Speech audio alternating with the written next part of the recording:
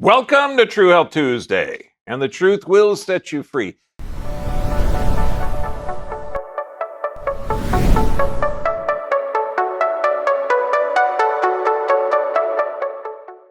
And it's going to set even those bastards that are squelching the truth. Okay, tonight we're going to talk about last week we talked about cervical spine. Now we're going to talk about the thoracic spine. And it's weird, but we got to break it down. And, well, I mean, I like this. John F. Kennedy. The rights of every man are diminished if the rights of one man are threatened. That's why I can't really bring up this, but there was a major court case right now that happened yesterday in New York that is protecting the public workers from forced medical procedure without informed consent. That, whoa. Okay, good, now it's working. John F. Kennedy. Now, it's kind of neat when this was, when he said this, October 1960, let me see, May, June, July, August, September, October.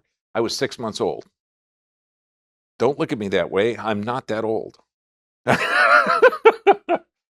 If this nation is to be wise, well, and strong, and we are to achieve our destiny, then we need more new ideas for more wise men reading more good books in more public libraries. These libraries should be open to all except the censors. We must know all the facts, hear all the alternatives, and listen to all the criticisms. Let us welcome controversial books and controversial authors, for the Bill of Rights is the guarding of our secure society as well as our liberty. Wow, the Bill of Rights, free speech, okay, freedom of the press. Well, I mean, most of the ones that were taken away the last couple of years to flatten the curve. But he's right. All we got to do is follow this. Now, the censored portion, we are going to have some valuable information that I can't talk about this.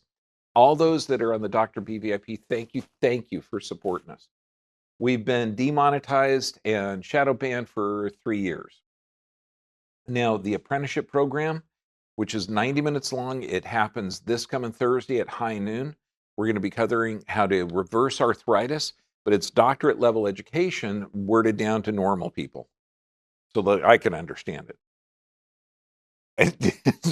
It's really cool because if you figure the medical system is separated, by calling, metatarsalgia. What did I just say? Foot pain.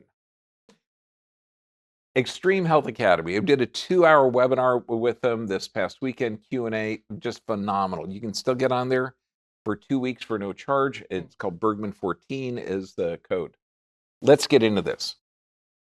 Now, the reason, and this is one of the insane things in society that we have today, is people are concerned with symptoms. Now, 90% of the nerves that come off the spine, there's no pain fibers. So if you know that from the side, it should be balanced. The skull should be balanced over the pelvis. You have a curve here, and a curve here. And it's like that, so it's fantastically strong. Now you'll see the vertebrae are 3 different shapes. We actually had one of our things to master our palpation skills, which, let me tell you, it takes forever. It's like mastering golf. You had this bag of bones, which is an articulated spine, and you had to put your hand in there, grab one bone, and decide whether it was cervical, thoracic, or lumbar. Then you had to know which level.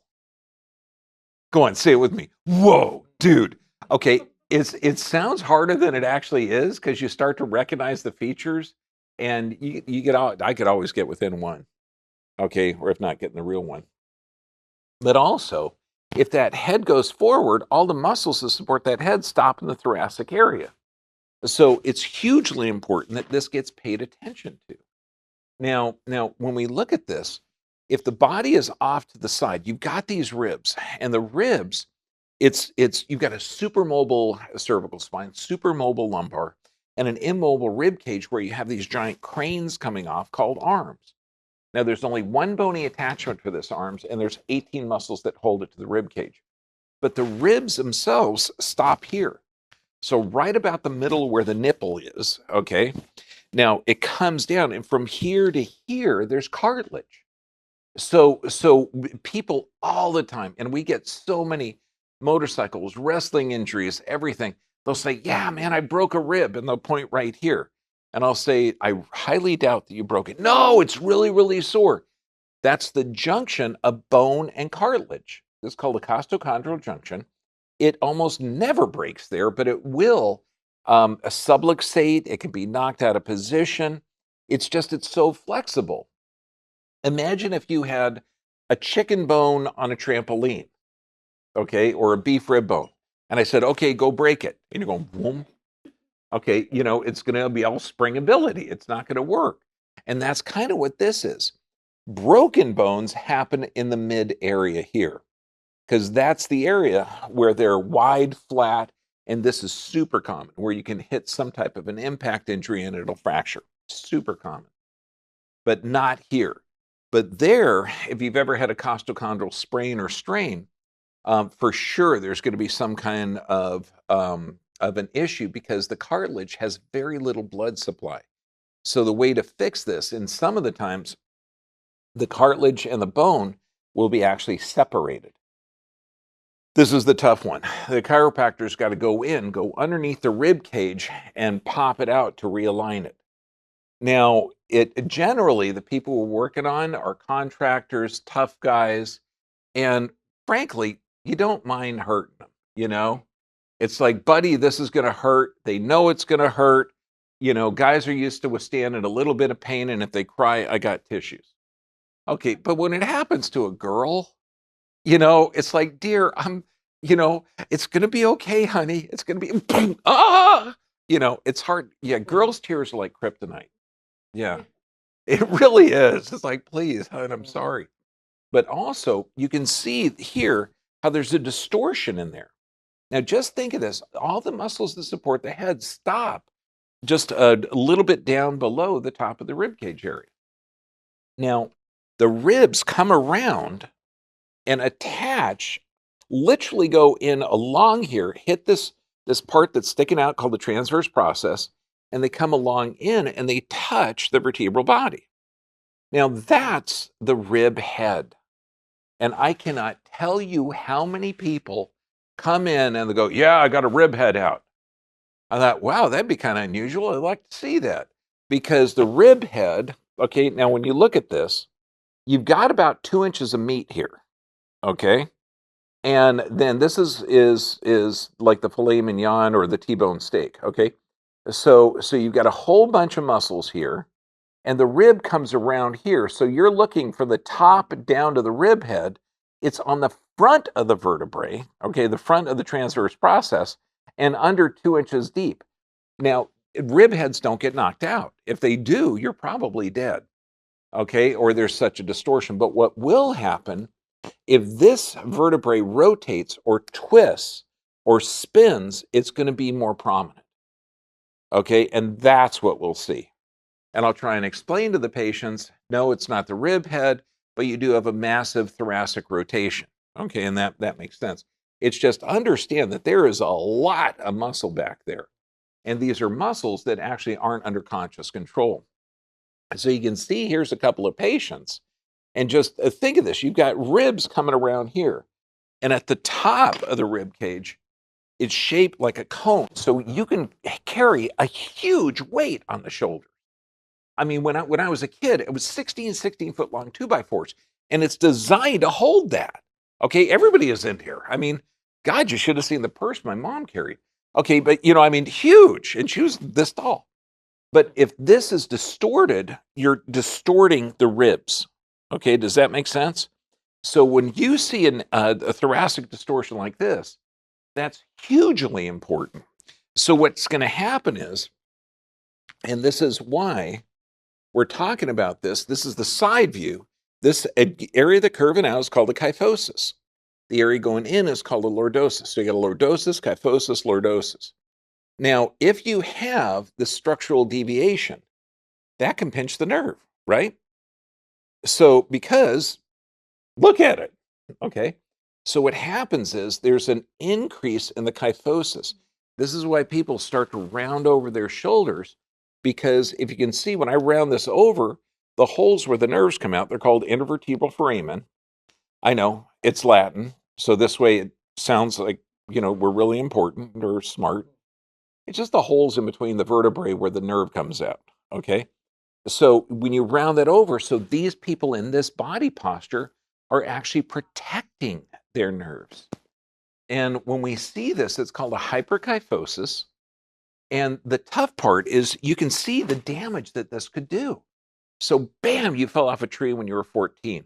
Now your body posture is slowly distorting out to get that curve. Just try it. Try it. Sit up nice and straight in your chair, unless you're driving. Round your shoulders over and take a deep breath. Now sit up straight, nice. Oh my God, oxygen transfer sucks this way. So let's say that you were in a crazy world that wouldn't look at any structural or neurologic issues, and you had trouble transferring oxygen, and knowing that good oxygen transfer will lower blood pressure, poor oxygen transfer will raise blood pressure, only because you got to get more blood to the lungs that aren't efficiently working. Okay? So high blood pressure, not high blood pressure. High blood pressure, not high blood. Okay, does that make sense? It's an adaptation. So when you see this, the muscles that run down either side of the spine, they're not under conscious control. So this is the crazy part. So if for every 1 inch that head goes forward, the pressure on the disc double. So if you have massive forward head carriage like these people, I know not you, but the person in the cubicle next to you, that person's got a crappy posture. Like that? Okay, good. Just checking. Okay, so with that head forward, you're all these muscles, because the body's smart. It's going to be firing off to reposition that, to pull it back. But what do most people do with a tight muscle? Relax it. And it's like, holy moly, that's insane. Particularly if you've had somebody that's had some kind of a trauma. All of these muscles here are going to be firing off to get it straight. All the muscles here are going to be firing off to get it straight. And if the head's forward, all of these muscles are. And if you relax those muscles, which way is the head going to fall? Bam, further forward. So what I would tell the students, find out why the muscle's in spasm first, because it may be trying to fix the problem. Okay, does that make sense? Okay, so now I'm going to give you an exercise. That's Dr. George down at our clinic in Mexico. No, he doesn't really sit like that. I said, and he's thank God he's a good sport. Okay, so we have to go over to correct this. Now, number one, you're not going to have a rounding over the shoulders and a perfect cervical curve or a perfect lumbar curve. So this is why you have to look at everything. So what did I just say? All the muscles that support the head stop here at the top of the thoracic area. So bam, you've had a forward head carriage, loss of curve. Those muscles are going to tighten. That's going to make that area almost impossible. You may be distorting the curve, increasing the kyphosis to take pressure off the nerves. There's a lot of things you got to do. Understand why that curve, that hyperkyphosis is there first. Then when you've ruled out everything, and this is directed by the chiropractor, this is the exercise you can use. Now we use this, which is a very, very tight foam piece that's not really compressible. Now, if any chiropractors are watching this, a 4-foot link costs $15. Okay. Am I the only cheap one in here? Aren't you going to say, you're kidding? A stupid foam thing, 4 feet long, costs $15? Yeah. Okay. And we get about 8 of these things out of it. Okay. Because so we're gonna, and it's about 7 inches long. Generally, when you're sitting, it's placed at the bottom of the elbow, is the bottom of the bottle, so it's back, or the bottom of this.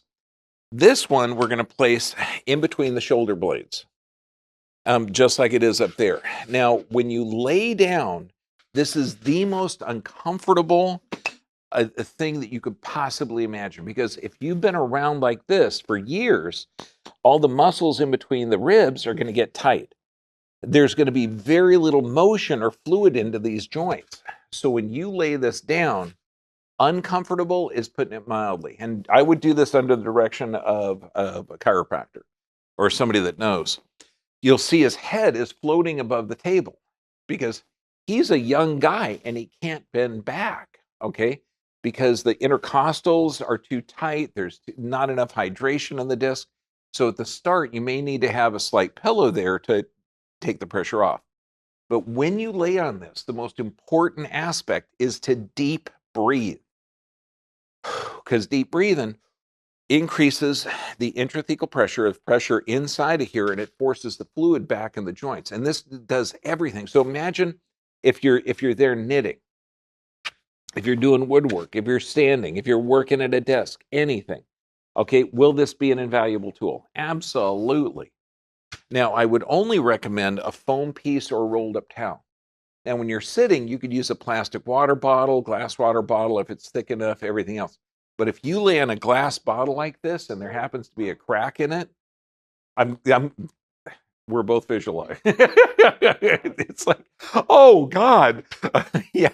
So make sure it's not something breakable you're laying on. Okay. And make sure that you're following the advice, because I know a lot of people, worst number of fractures I've ever seen. There's 12 thoracic bone here. Worst patient was 11 of these were fractured. Okay, 3 of them were new fractures, but most of them were over a few years. And osteoporosis doesn't come from weakened bones. It comes from acidity of the blood. And so the body goes to the bone bank to withdraw the calcium to alkalize the system. So you got to correct a lot of things. This is not an exercise for everyone. You have to get approval for it first. And when you look at this, there's a tremendous amount of muscles there. Don't look at the muscles. They're there for a reason. But also we can look at this because we've got this big triangular bone back there called the scapula. So we're going to be using that scapula in order to correct thoracic deviations. Now, number one, forward head carriage, you can see this guy's back. See the brown area there? It's flat, okay, the top of his thoracic area, and it should be curving around. And that typically is an adaptation from a deep-seated stress on the central nervous system. And again, just take a look at this. And this is why observation is so hugely important. This person had an accident, had been thrown forward. Now, are they going to walk around like this? No. So what's going to happen where the back curves out here in a normal human being, it's going to dip in. So then what you're going to see a hump at the top, and people will call it a buffalo's hump. Okay, it's not a buffalo's hump. Okay, but it is an adaptation, because it turns out the nerves that come out of the top of the thoracic area supply the heart. So when you see a bump like that at the top in a flat where it should curve out, that bump is protecting the heart. And you can say, wow, the heart palpitations you've had? I'm talking just a little fluttering. That's where it's going to be coming from.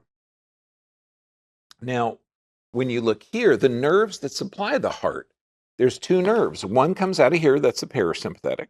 The other one comes out of here for origins called the sympathetic nervous system. Now, the way the body works, imagine if it was an intelligent design. I know it's really hard to think of.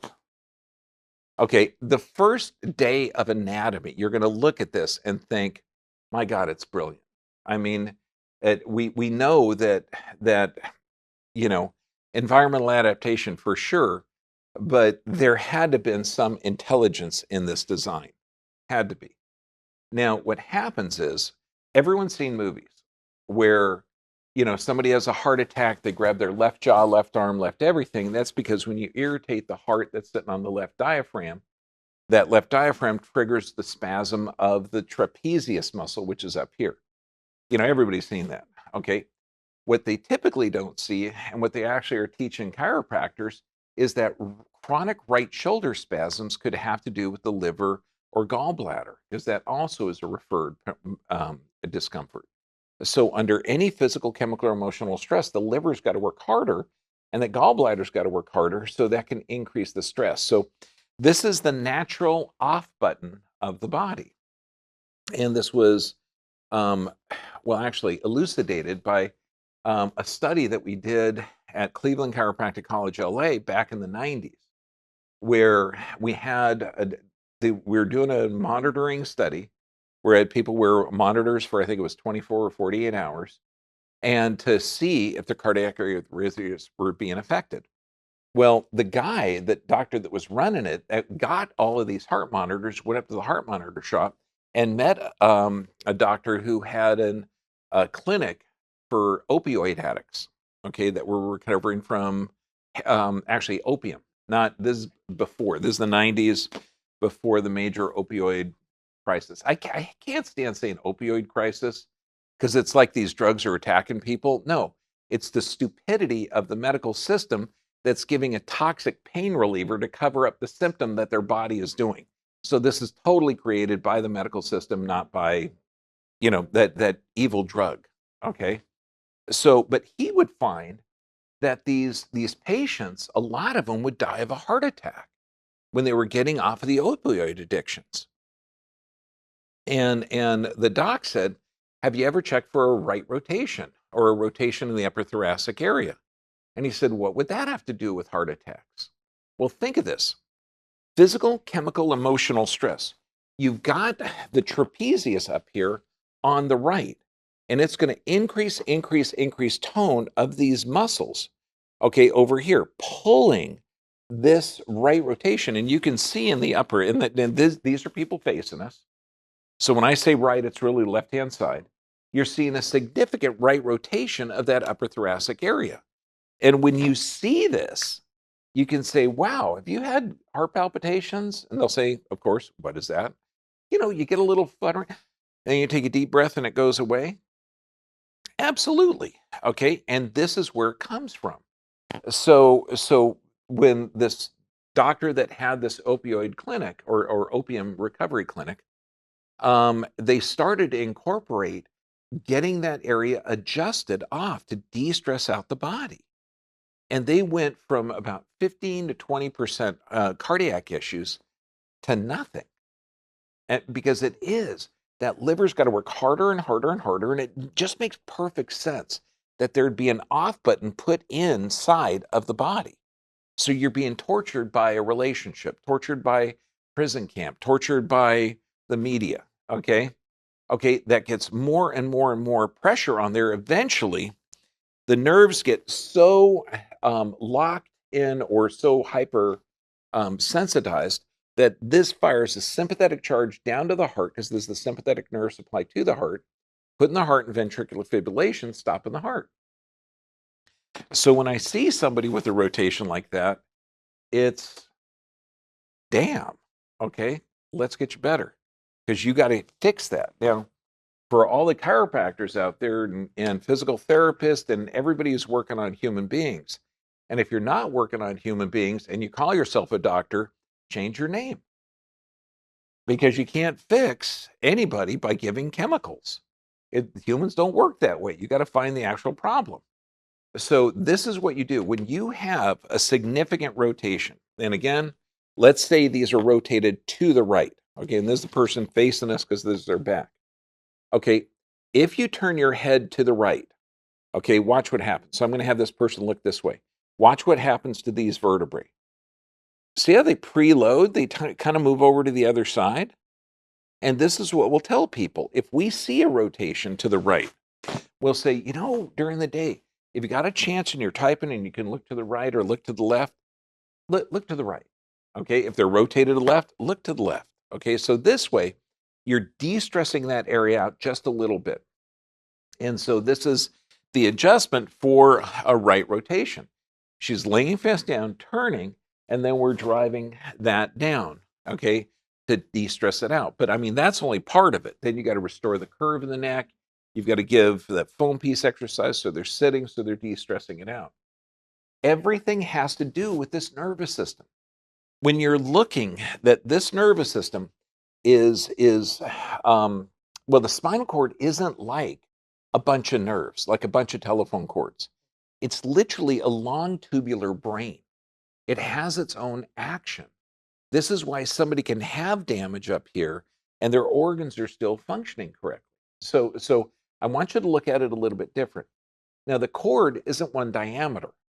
Okay, it's called a cervical enlargement, where it goes big here because you got the brainstem, goes really big because you got the brachial plexus, and then it gets real thin through here because it doesn't need to be thin.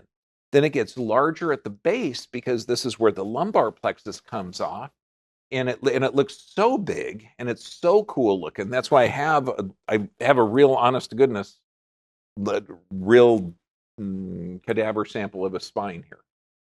Okay, I know. If you're watching this, come on by. It's really cool. It was dissected back in the 70s. But you'll see at the base of it, this bundle of nerves is so pretty. They call it cauda equina, or horse's tail, because it's so big there. But knowing that this is the most narrow part of the spinal column, that if you have any structural deviations, you're going to have an issue. Now, if you supply or pinch one nerve, you're going to have one action, okay? And it's called a dermatomal pattern. Dermis is skin, tomal means the nerve supply that supplies that area. And this is also interesting because we're seeing a massive rise in shingles because of certain medical interventions that we can't talk about. But in the old days, we would have things called, Doc, what were they? Chickenpox parties. Okay, according to my sister, I infected most of the neighborhood. Oh, little John's got chickenpox. Bring him over here. It's summertime. We want to infect the whole household. So super spreader. Well, since they came out with this intervention that suppresses the natural childhood infection that everybody would get, and these kids would reinfect adults. And so there was always that immune system boost, which was like absolutely fantastic. But now that we're suppressing that, we're seeing that they're not getting boosted. And then even some of the other interventions that we can't talk about are actually making it worse. So we're seeing a rise in shingles. You should see our shingles video, but I think it's been deleted because we talk about medical interventions. Okay, so but what happens is this is a virus or a pathogen that lives at the nerve root ganglion. So it presents in one dermatomal pattern. This is why when somebody has blisters and red and pain going along one line, I mean, a blind man should say, wow, man, that's shingles. Okay. But again, it's not a virus that's attacking the body. This lives at the nerve root ganglion. So physical, chemical, emotional stress are going to activate it, and structural deviations are going to activate it. So you have to look at all those things. So to suppress it, it's really easy, but you can check out our videos on that. It's just, you got to get the body working healthy, look at your physical, chemical, emotional stress, and you'll suppress it and it won't be an issue. Now, you're going to see thoracic are also listed as dorsal. Now, it's interesting. You'll see D12, which is the 12th dorsal down here. And this is one of the questions that I would always ask the students. So what's the most important bone in the spine according to D.D. Palmer? And every one of them, okay, and this is one of the founders of modern chiropractic, even though chiropractic goes back to 2700 BC in China, a guy named Kung Fu wrote down moving the bone to affect the body. He said D12, the 12th dorsal, is the most important. Why is this one the most important? Because the spinal cord stops there. Any pressure on this area negatively affects the whole gastrointestinal tract. It's called cauda equina syndrome. It's amazing, but you can look, liver, spleen, pancreas, all of these organs are supplied by these nerves. So taking care of all the nerves that supply the organs, since the nervous system controls and coordinates everything in the body, do you think it's important to pay attention to this? Yes or yes? Okay, so this is how you assess it. Now, for those people that don't understand how you can correct a body, you got to find out. So here's the scoliosis of 67.9 degrees. Now you got to know, how can you tell the person that you can fix it? How can you say, what's your goal and what data are you using? So you got to take this and you're going to take an x-ray of bending it. Now this thing doesn't bend, okay? It's stable. It's not going to move. It's fused, okay? But if it does change, that's the minimal amount of correction, not maximum. Because right now, we're just seeing what the length or what the structures now are limiting. So we're looking at the muscles, the ligaments, the bones. Okay, we're looking at proprioception. This is how the body moves. So that's the minimal amount, because we can change the muscles. You can change the shape of the disc. You can change the ligaments and bones. Okay, we're just seeing what's right there. And so this goes from 67 down to 31. Totally cool. That's the goal. Her post x-ray turned out to be 49.9. So, reduced it, several degrees. So that's kind of cool. And you go from 67 degrees to 49 degrees. That's called, what is it? Improvement. I know, duh. Okay, here's another one. Okay, 39.8 degrees. The bending film went down to 18 degrees. Resultant was 35 degrees. Okay, here's one, hemivertebrae. Now, when you're looking at this, if you're looking straight, they kind of look square, even though they're really round. A hemivertebrae means half of that vertebrae didn't form, or it forms like a wedge.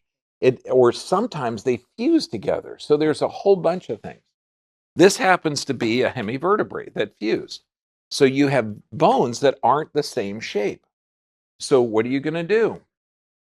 Well, it was 69 degrees, 69.4. The bending reduced it down to 35 degrees. And the resultant, after I think it was like 4 months, was 58 degrees. So 11-degree reduction. And so when people say, oh, I got a congenital anomaly, the bones are fused, they just never formed right. It's okay, you got other bones that are probably formed right. Okay, so it's, and again, we're just talking basic common sense. This isn't, I'm not magical. The stuff we do here, I mean, I put a sign up, expect miracles, because people don't know that their bodies are miracles. Okay, they don't know that they're more energy than matter. They don't know that this is one of the most ignorant societies the world's ever seen. They think they're advanced. Okay, I mean, just watch the person at the bus stop wearing a mask. Okay, using Purell, cancer-causing agent. Okay, yeah, that's an advanced animal.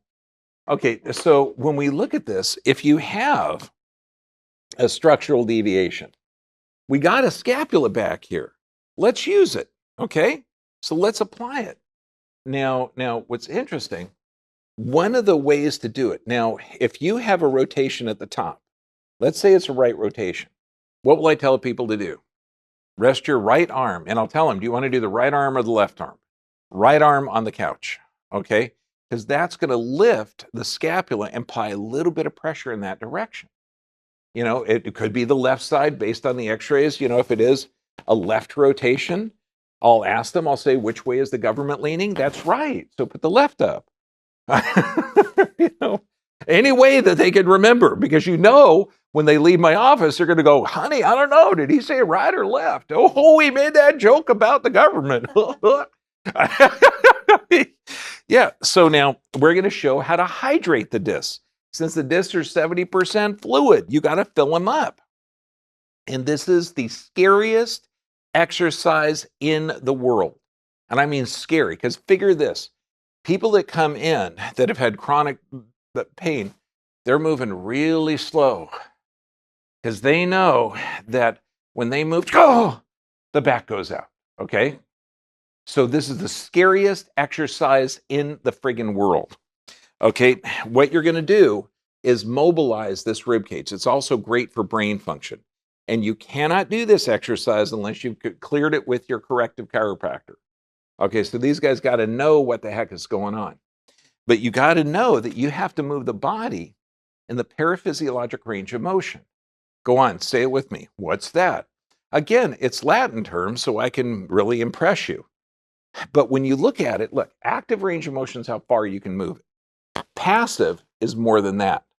Paraphysiologic is that area that you can only be in for a fraction of a second, because you could damage the tissue.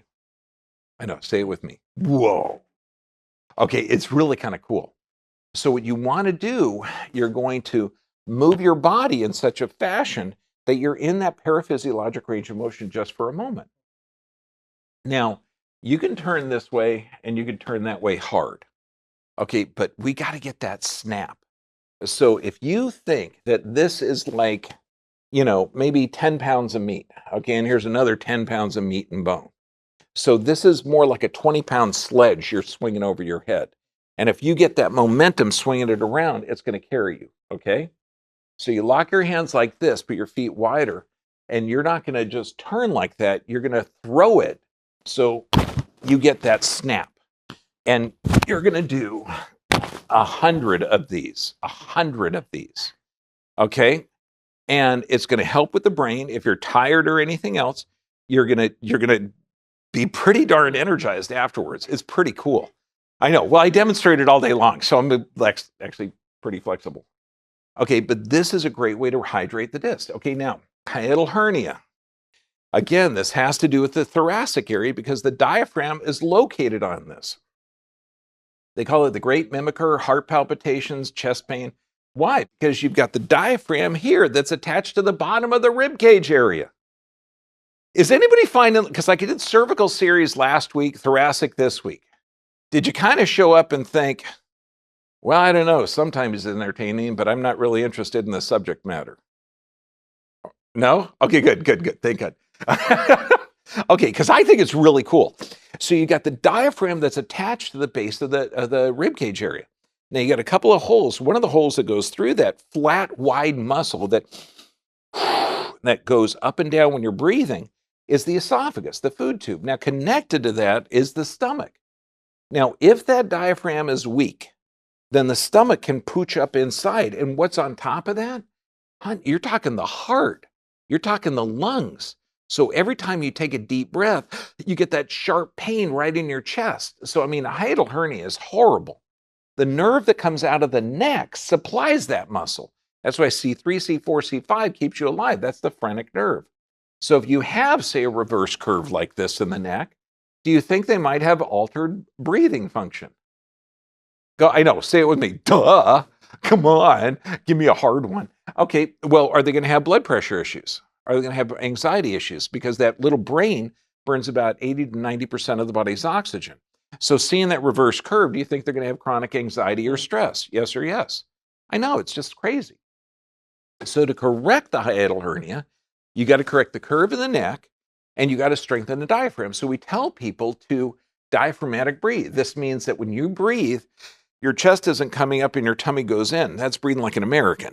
Okay, what you want to do, you breathe in, the tummy comes out, goes in. Now, what that diaphragm is doing, it's moving all the organ tissues around. It's actually helping lymph flow. This is how children breathe. This is how we want to teach everyone to breathe. But let's say that stomach is pooching up inside. So you take your left fist. How do you say left? Yeah, which way is the government leaning? Okay, so left, I know, it's going to swing back to the right eventually. Okay, and then it'll be too right conservative. You know, we're eventually going to find balance. But the left side underneath the rib cage on the left. And we want it right underneath that nipple region because that's kind of where the esophagus comes through. And you're going to breathe in, and when you breathe out, you push in and pull down. So you're literally pulling that stomach down. So breathe in, then blow out. And you push in and pull this down. And this is literally going to be pulling that stomach away from the diaphragm. And you can do it 2 or 3 times. Okay, that helps. Some people can drink water and jump up and down, and that'll drop it down. But in crazy world, we give a toxic poisonous chemical called a proton pump inhibitor, which actually increases cancers of the throat. And I know if you've been prescribed this, they say it's to protect your throat from cancers. The problem is if acid splashes up inside of the throat, okay, it damages the tissue. And you need acid in the stomach to tighten up this muscle on top of the stomach.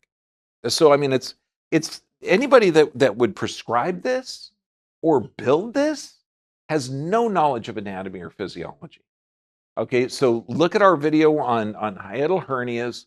You're going to drink no water before a meal, half hour before, no water during, and no water half hour after. You want to increase the stomach acid, but it's very fixable. All of these medications damage the structures. So you got to heal the gut, and this is how to correct the rib cage area. We're going to talk about reversing arthritis this coming Thursday, and we're going to talk about how the gut flora is hugely important. I mean, here you go. What are you looking at this? You're looking at multiple rotational malpositions in the thoracic area. The neck is forward. There's multiple areas of damage. Grade 3 arthritis. And what was she diagnosed with? Does anybody think she has high blood pressure? Or does she have over 15, 20 years of damage in the neck? I mean, it's so clear. Sleep problems? No kidding. She's been in stress for over 20 years. You can see it right there in the neck. Anxiety? Of course. Reflux? The nerve that supplies the diaphragm comes out of the neck. All you got to do is look at this like a map and say, wow, we know where her symptoms are coming from. But in crazy world, and I mean crazy world, you give a drug to lower the blood pressure, which is going to increase her risk of stroke. You give her a drug to stop the acid production in the stomach, which increases esophageal cancer. You give her a drug, sleeping medications, which increase her risk of cancer through the roof. And fatigue. I don't know, diagnose her with adrenal fatigue and give her a Synthroid to help her thyroid out. Okay? I mean, insane. Health of the gut's huge. Okay? Glucosiodine, plant-based. I mean, it's fantastic. If you got reflux, apple cider vinegar is good. Bentane hydrochloric acid only for about a month. Baking soda is okay. Aloe juice is okay. I mean, I'm okay with doing this a little bit, but remember, we're in an allopathetic society. Allopathic means you're prescribing something for a symptom. Allopathetic means you're doing that, prescribing something for a symptom and causing harm. Okay, like the majority of doctors are doing. So I don't want to prescribe this stuff for reflux, but if it's so bad and horrible and you haven't made it to the chiropractor to restore the curve in the neck and restore the diaphragmatic function, and you don't know how to do this because you're stuck in a crazy world, then do this, but no more than a couple of weeks, and then you're going to get better. Ginger root, slippery elm. So the 5 keys to health: you need a healthy nerve supply, regular exercise, nutrition, sufficient rest, and prayer and meditation. Okay? That's literally how the body thrives on this planet. Does that make sense? And if you do have a structural deviation of the rib cage, man, fix it. Okay? And I just showed you how to fix it, or how to say how far you're going to fix it. We're going to get into the realm of danger, okay? And that's why I started it off with John F. Kennedy on saying that censorship, that every idea should have fair balance. Mr. Kennedy, Robert Kennedy's a patient here, and he said that an idea that cannot withstand the furnace of debate, okay, is insane. Every idea should be able to withstand that. Like if I say the world is flat or the world is round, we should be able to have a discussion on that. If I say that forced medical intervention, it violates that person's right, and you say no, without that forced medical intervention, and it violates everyone's right, we should be able to have that discussion. Okay, we're getting into an area where we can have that discussion. So those of you that are watching it on Dr. BVIP, continue watching. You'll see it uninterrupted. Those that are on Facebook and YouTube, God bless you. The edited version will be showing up in about a week, and I'll see you later.